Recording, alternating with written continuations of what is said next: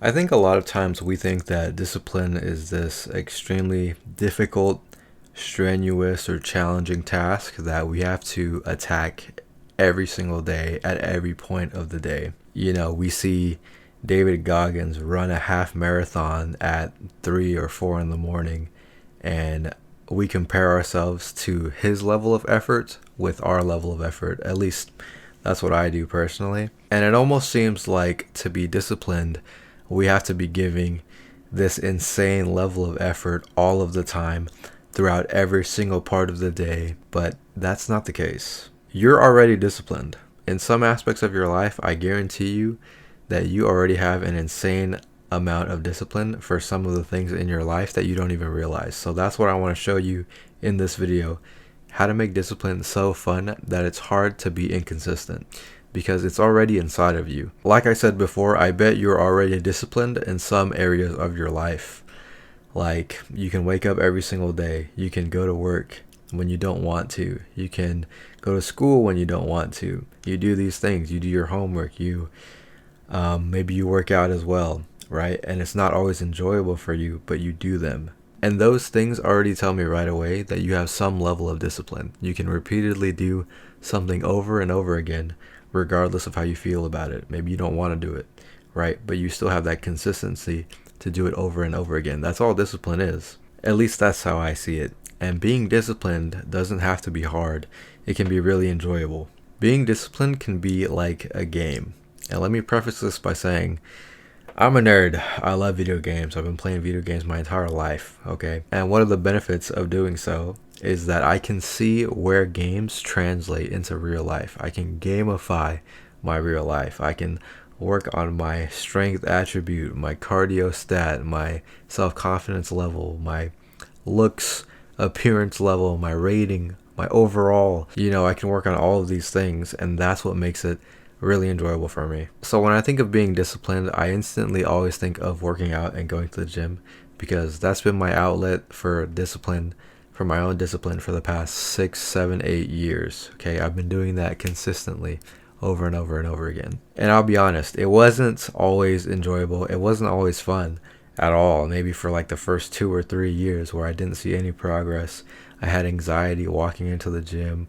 I would be shaking in my car, all nervous, wondering what people would think of me, not knowing what to do, feeling like I was being judged. And it wasn't fun at all. But I started seeing progress with myself and with my body, right? When I increased my strength, I can literally see my biceps start growing or my chest start popping out, and I can literally feel stronger because the old weights that I was struggling with, now I don't struggle with at all. So I had to move on to higher weights, and when I see that progress, that's what makes it so enjoyable. And I understand it's not always going to be easy. When I see that progress physically, mentally, when I feel better about myself, that is what makes it so much fun. It's so easy for me now to go to the gym because I've made so much progress. So in my mind, I have this like equation where me plus gym equals, I don't know, happy, fitness, big muscles, compliments, feeling better about myself, feeling stronger. So it's a no-brainer in my mind, even if I don't want to get up and go to the gym now versus before. It took me a while. And like, have you ever played a competitive game where you have a ranking system like in Valorant or League of Legends, Marvel Rivals right now?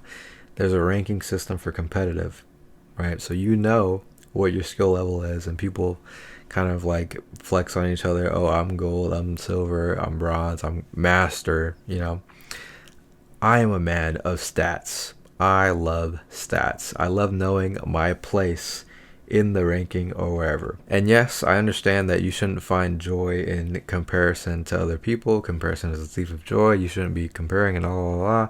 Everybody's on a different journey. But there's a part of me that feels good knowing that I am placed in a high rank. You know what I mean? Like when I'm ranked master versus this dude all the way in bronze, I know instantly that in a way I'm better, right? Objectively speaking, it's no disrespect, I understand. But according to the game, I am better. And this isn't about ego and like, oh yeah, I'm so much better than you or whatever. But knowing your place, knowing your rank in life, in the gym, it's fun. Making things into kind of like making things into kind of like a game where you have competitive ranking, you have stats, and you just kind of make that into your real life. It makes things so much more enjoyable, and I'm not even kidding. I wish there was a gym ranking system where you could put your lifts and your stats on the entire world gym database or whatever, and you can see where you're at compared to other people your age and your strength level and all that. Because just recently I hit a PR of benching 315, 3 plates on the bar.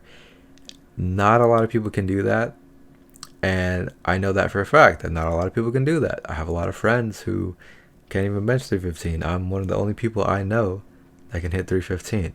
Even in the gym in general, you don't see people benching 315. It's like the top 1% of people that go to the gym. And I'll use websites like Strength Calculator to calculate my 1 rep max or look at my stats on lifting in comparison to other people my age. And it's like if we take a look here, it's I'm stronger than 83% of men weighing 195 pounds. I'm an advanced level bench press. I lift 1.62 times my body weight. It's nice to know things like this. But of course, you take this with a grain of salt. I'm just like making things into ranked competitive in my mind because I'm like autistic like that. Because personally, I am really motivated by a reward of some kind. Like working out consistently means that I will be stronger, healthier. Women will find me attractive. I'll get praise from other dudes even. I'll feel better about myself. I'll feel stronger. I just look better. And I know you've done things like this before where you have to start at the very bottom and climb your way up to the top. I know you've probably played a video game where you're level 1 and now you got to climb to level 100. And at the very beginning, it's going to take a lot of effort. It's going to take a lot of resistance and stress for you. It's not going to be that fun, but you can make it fun along the way when you see the progress. Personally, I see myself as like a philosophical gym bro hippie, something along those lines. And one of the quotes that has always stuck with me, I think I read this in high school. It was by Socrates, and it goes something like, "It's a shame for a man to grow old and not see the limitations of which his body is capable." So he's talking about how when it's a shame for people to grow old and not see how much physical prowess they can have, how strong they could be, how in shape they could feel, how amazing they could look, And I really resonated with that because, in my mind, I was like, I don't want to die before reaching my physical peak. I want to see how much strength, how much muscle my body could literally handle before I die. And like I said, I really resonated with this. So for me, it was even though it wasn't fun at first and I didn't like having to build up my discipline to go to the gym all the time, I love it now. It still hurts now, even when I'm benching, 285, 275 on the bar. I'm feeling the pain in my chest as I'm pushing it up. Someone's helping me spot. It's not really enjoyable in the moment, but the results is what I enjoy. The progress, being able to see my actions be made into results. That's what makes it fun. And the best part of it all, like benching 315 was this milestone that I had for a very long time, actually. I had that since, at first it was 2 plates, and then I was able to bench 2 plates no problem. And then a year and a half later, I wanted to hit the 3 plates. And now I finally hit the 3 plates. But that journey of like 6+ years, it sucked. It sucked. I injured myself a lot. I was sick a lot. I did, some months where I didn't train or do anything, and finally, after all these years, I can bench 315. And it doesn't really mean much to me, benching 315, honestly. It's cool. It's a nice number. It looks pretty. But now my mind is like looking past that and just moving towards other things. which is part of the process, guys. Because I was happy about that for maybe a day or two. This life goal that I had for the past couple of years. Hit it. I was happy for a brief moment in time, and then my brain set another goal. And I know it's cheesy, but what was fun was that journey that I had with myself to get to that point. You know, all the injuries, the sicknesses, times where I didn't train, where I couldn't train, times where I failed 315 or 225 even so many times. One time I was benching 225 for 2 reps, and I literally couldn't get the second rep up. I had no spotter. Bam! Dropped everything in front of the entire gym. And yes, I am motivated by a reward, but over time I've realized that I do enjoy the process more. I do enjoy learning. I do enjoy struggling more, because that's what it's really all about. Like, I've ran 2 half marathons. I signed up for a full marathon in December. I probably won't start running or training for that until like July. But anyways, the medal isn't what I'm after, because when you're done with the race you get a medal and all that.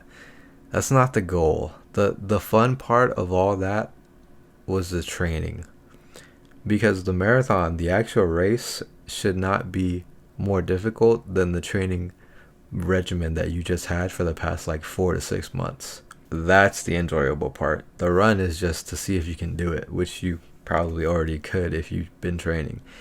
It's not fun, but the feeling that you feel of having accomplished it, the feeling that you feel of knowing you put in the work and finally this one point, this one moment, you do it. Oh my God, that's amazing. And that is what it's all about. That's what makes it fun. And so I feel like I've rambled enough for today. I feel like I'm kind of going in a random circle, so I'm sorry. But I want to end off with a quote from Matthew McConaughey. I've actually been told that I kind of remind people of him. I don't know. But when he won an Oscar and he got up on stage, he had this story that he was telling about, I think it was a professor or something. And he asked him, "Who's your hero?" And he goes and he thinks for a second. He goes, "It's me in 10 years. But he meets him again 10 years later. He's 25. Ask him, "Who's your hero?" Matthew's like, "Oh man, I'm not even close to being my hero. It's me at 35. And the point is, he's never going to be his hero. He's never going to achieve that. You know, it's always going to be someone better than him 10 years from now. And that's fine, because that gives you something to strive for.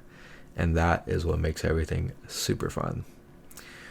So I hope you liked the video. Leave a comment. Let me know what you think. And thanks for watching. Peace.